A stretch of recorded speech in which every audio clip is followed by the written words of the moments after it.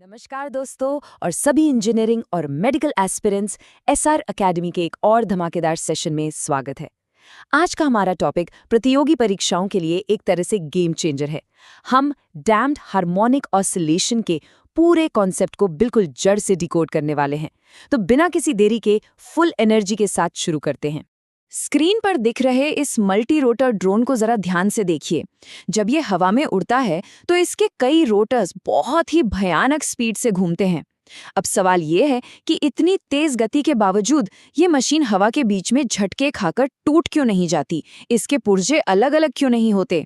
यहीं पर एंट्री होती है हमारे आज के हीरो यानी डैम्पिंग की, और यही चीज दिखाती है कि फिजिक्स सिर्फ किताबों में नहीं बल्कि असली दुनिया में कैसे काम करती है। तो सबसे पहला सवाल उठता है कि आखिर ये डैम्पिंग फोर्स है क्या। सिंपल शब्दों में कहें तो ये एक बाहरी प्रतिरोधी बल है, यानी एक एक्सटर्नल रेजिस्टिव फोर्स जो किसी भी दोलन गति या ऑसिलेटरी मोशन का विरोध करता है। यहाँ सबसे बड़ी कैच है और जो एग्जाम्स में बार बार पूछी जाती है वो ये है कि ये फोर्स वेलोसिटी यानी वेग के सीधे समानुपाती होता है। मतलब स्पीड जितनी ज्यादा होगी ये रोकने वाला बल भी उतना ही ज्यादा होगा, जिससे समय के साथ एम्पलीट्यूड लगातार कम होता जाता है। और अब बारी है हमारी मास्टर सीक्रेट वेपन की। ये इक्वेशन हर न्यूमेरिकल की जान है।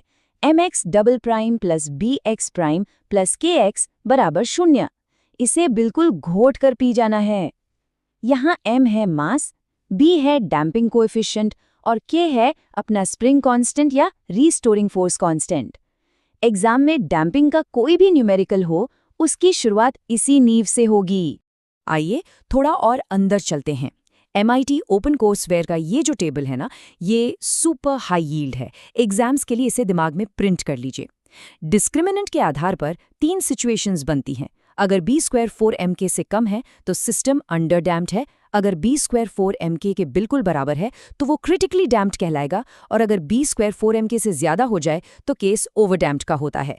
डायरेक्ट मल्टीपल चॉइस सवालों में ये शर्तें सीधी पूछी जाती हैं। चलिए इन तीनों को थोड़ा विजुअलाइज करते हैं। ग्राफ में बाईं तरफ उस अंडरडैम्प्ड मोशन वाली लहरदार लाइन को देखिए, वो कैसे धीरे धीरे करके शांत हो रही है। लेकिन असली मैजिक क्रिटिकली डैम्प्ड वाली खड़ी गिरावट में है। वो बिना किसी एक्स्ट्रा वेव या दोलन के सीधा और सबसे तेजी से 0 पर आ गिरती है। ये ग्राफिकल इमेज एकदम क्लियर होनी चाहिए क्योंकि ये कई कॉन्सेप्ट्स को 1 सेकंड में समझा देती है।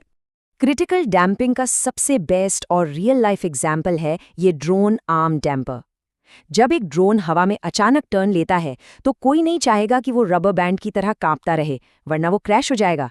क्रिटिकल डैम्पिंग ही वो तकनीक है जो ये पक्का करती है कि सिस्टम ओवरशूट किए बिना तुरंत अपने संतुलन में वापस आ जाए। किसी भी मशीनरी के लिए ये बिल्कुल आइडियल सिचुएशन होती है।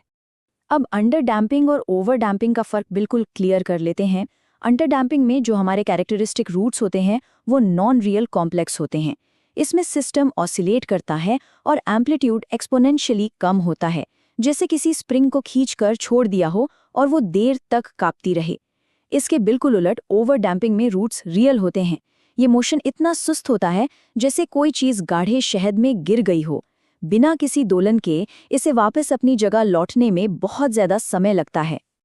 अब थोड़ा डीप डाइव करते हैं एनर्जी डिके और लॉगरिथमिक डिक्रीमेंट की तरफ। देखिए, जैसे जैसे सिस्टम डैम्पिंग फोर्स के खिलाफ संघर्ष करता है उसकी एनर्जी लीक होने लगती है। सबसे कमाल की बात यह है कि लगातार आने वाली वेव्स के एम्पलीट्यूड्स का जो अनुपात होता है वो हमेशा ही कांस्टेंट होता है, और इसी कांस्टेंट को हम कहते हैं लॉगरिथमिक डिक्रीमेंट, जिसका सिंबल है लैम्डा। इसका फॉर्मूला RT/4m होता है। इसे अभी के अभी अपने नोट्स में हाईलाइट कर लीजिए, ये बहुत काम आएगा। लेकिन एक मजेदार सवाल, क्या होगा अगर हम सिस्टम को बाहर से लगातार धक्का देते रहें? क्या होता है जब कोई एक्सटर्नल ड्राइविंग फोर्स सिस्टम की नेचुरल फ्रीक्वेंसी से मैच कर जाए? ये सवाल हमें फिजिक्स के एक बहुत ही शानदार और रोमांचक फिनोमिनन की तरफ ले जाता है, और वो फिनोमिनन है ड्रिवन ऑसिलेशन। अब हमारे उस मास्टर इक्वेशन में राइट साइड पर 0 नहीं रहा। mx double prime plus bx prime plus kx बराबर f(t). ये जो f(t) है ये वही बाहरी हार्मोनिक पुश है जो सिस्टम को लगातार एनर्जी सप्लाई करता है, जिससे एक स्टेडी स्टेट रिस्पॉन्स बनता है। और दोस्तों, जब ये बाहरी फ्रीक्वेंसी सिस्टम की अपनी नेचुरल फ्रीक्वेंसी से कदम मिला लेती है तब पैदा होता है रेजोनेंस। अब एक ऐसा कॉन्सेप्ट देखते हैं जो कॉम्पिटिटिव एग्जाम्स का फेवरेट है, मैकेनिकल और इलेक्ट्रिकल सिस्टम्स के बीच की सिमेट्री। ये एनालॉजी एकदम जादुई है। मैकेनिकल का जो मास है वो इलेक्ट्रिकल सर्किट के इंडक्टर की तरह है। स्प्रिंग कांस्टेंट कैपेसिटेंस के इनवर्स के बराबर है। और सबसे ज्यादा पूछा जाने वाला पॉइंट, डैम्पिंग कोएफिशिएंट यानी बी, इलेक्ट्रिकल सर्किट में बिल्कुल एक रेजिस्टर यानी आर का काम करता है। ये टेबल पक्के 4 नंबर दिला सकती है। भाग 1 exam prep sprint top 5 MCQ. चलिए देखते हैं हमने क्या सीखा। पहला सवाल स्क्रीन पर है। किस प्रकार की डैम्पिंग किसी सिस्टम को बिना दोलन किए सबसे तेजी से संतुलन में वापस लाती है? Under damped, over damped, critically damped या अनडैम्प्ड? थोड़ा दिमाग लगाइए। बिल्कुल सही सोचा। इसका जवाब है ऑप्शन सी, क्रिटिकली डैम्प्ड, और इसीलिए इसे गाड़ियों के शॉक एब्जॉर्बर्स में भी इस्तेमाल किया जाता है। दूसरा सवाल, डिफरेंशियल इक्वेशन के रूट्स के बेसिस पर क्रिटिकल डैम्पिंग के लिए मैथमेटिकल कंडीशन क्या है? ऑप्शंस देखिए। अभी कुछ देर पहले ही हमने उस टेबल पर बात की थी, याद आया? एकदम सही, ऑप्शन सी, b² बराबर 4mk।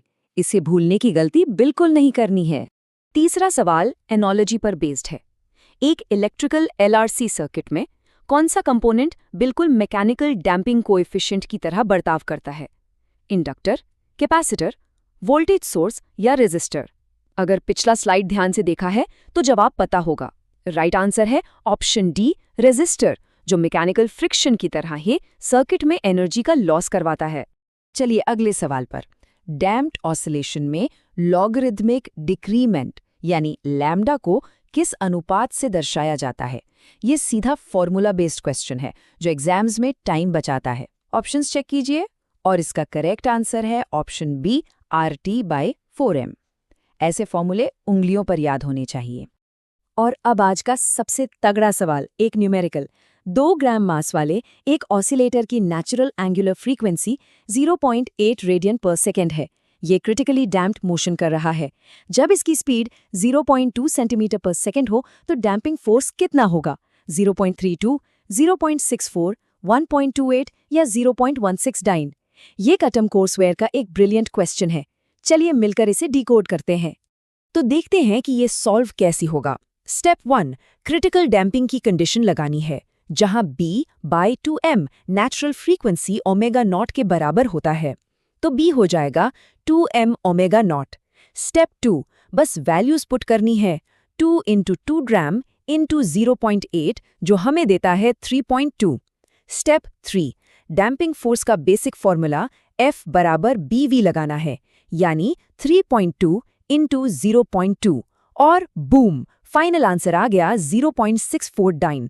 बस कॉन्सेप्ट्स को सही से कनेक्ट करना आना चाहिए। तो इस पूरे मास्टर क्लास का क्रक्स क्या निकला? डैम्पिंग के ये फॉर्मूले सिर्फ एग्जाम क्लियर करने के लिए नहीं है। इंजीनियर्स इन्हीं की मदद से रेजोनेंस की वजह से होने वाले स्ट्रक्चरल फेलियर्स को रोकते हैं। हमारी गाड़ियों के शॉक एब्जॉर्बर्स इसी साइंस पर काम करते हैं ताकि हमें झटके ना लगें। और पेंडुलम घड़ियों से लेकर RLC सर्किट्स तक हर जगह इसी से सिंक्रोनाइजेशन होता है। जाते जाते एक सवाल छोड़कर जा रहे हैं। अगर हमारे इंजीनियर्स को B² बराबर 4mk की इस सटीक गणित की समझ नहीं होती तो क्या कोई भी मॉडर्न गगनचुंबी इमारत एक बड़े भूकंप के झटके झेल पाती? बिल्कुल नहीं। यही साइंस हमारी दुनिया को सुरक्षित बनाए हुए है। अगर आज के इस सेशन से आपके कॉन्सेप्ट्स हुए हैं एकदम क्रिस्टल क्लियर तो SR एकेडमी को लाइक करें, इस मास्टर क्लास को शेयर करें और सब्सक्राइब करके बेल आइकन जरूर दबाएं ताकि अगली बार भी हम ऐसे ही फिजिक्स को फोड़ सकें। पढ़ते रहें और आगे बढ़ते रहें।